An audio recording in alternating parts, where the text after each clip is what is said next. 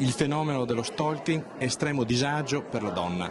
Cosa sta facendo la comunità europea? La comunità europea, le istituzioni europee sono molto impegnate contro la violenza di genere.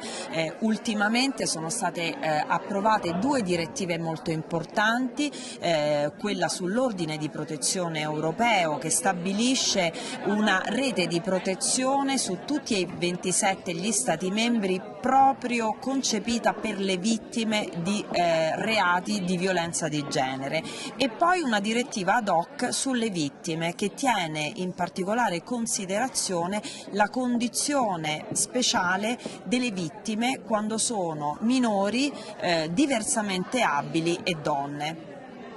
Le do un dato: 75 milioni di vittime in Europa. L'Italia capofila per la direttiva sulla violenza del genere.